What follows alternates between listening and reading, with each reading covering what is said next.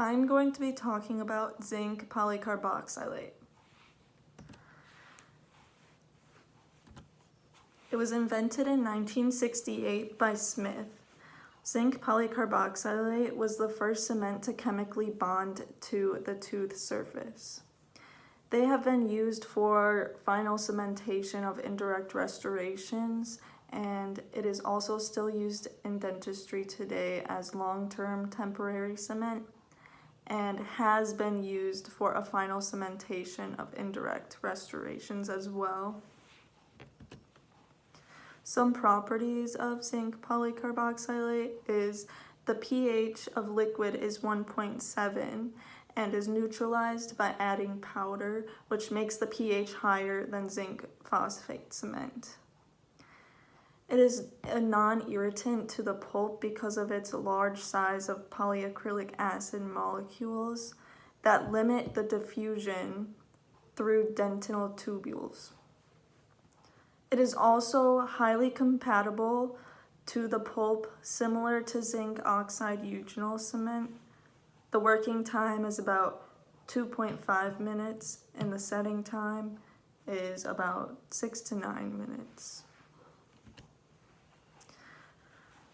The cement should appear thick, but it should flow onto the tooth when applied. It is non-usable if it starts to cobweb while you're mixing. You should either add more liquid or more powder to even it out, or discard it and completely start over. Working time is short, so use it immediately, and it will also adhere to instruments, so you want to make sure you're wiping them off after each use. You want to use a cold glass slab to slow down the setting reaction and prolong the setting time.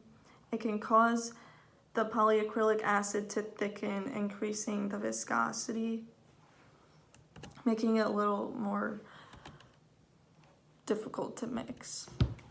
Some advantages are it's non-irritating to the pulp, it adheres to tooth structures, it's easy to manipulate, it's inexpensive, and it's easy to use.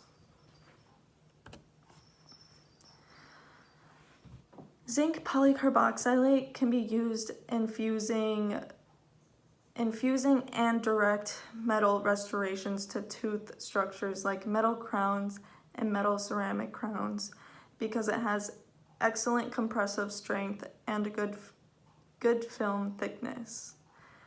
You cannot use it in fusing zirconia or all ceramic crowns. You can use it, but it won't be as effective as on direct metal restorations. So to mix, you want to start with a stainless steel spatula, powder and liquid. The powder is zinc oxide and the liquid is polyacrylic acid. You want a little scoop to scoop out the powder and a glass slab that's about 60 to 70 degrees. In order to prolong the working time, the liquid should not be refrigerated and the powder should be cooled. The powder should be shaken and dispensed using the little scoop onto the glass slab. Then you want to cut the powder into small increments.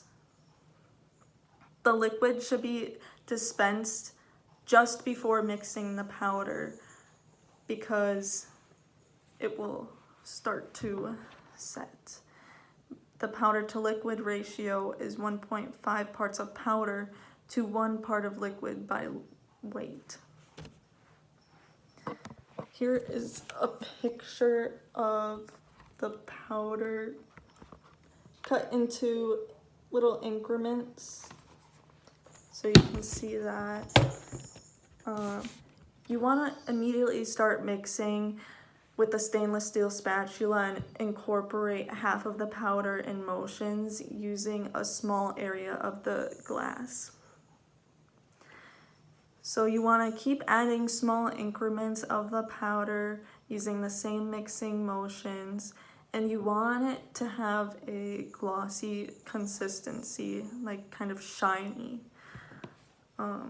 Mixing time is about 30 to 60 seconds, and the cement should be used immediately because working time is about 2.5 minutes.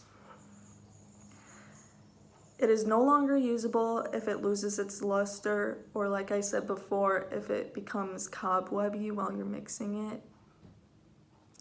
The setting time is about 6 to 9 minutes. It has rough or dull appearance to the mix. If it has a rough or dull appearance to the mix, it's too thick to allow for proper cementation, so you want to discard and start all over if that happens. It will adhere to instruments, so like I said, just make sure you're wiping them off with a 2x2 gauze immediately after use. As we load into the spatula and into the crown and place it on the surface of the tooth. And then I have a few more pictures. I have, if you can see, I have the setup. So there's the powder, and there's the liquid, and there's the spatula and the glass slab. And then this is the powder split into little increments. Here's that showing it again. And then this is what it should look like when you are mixing.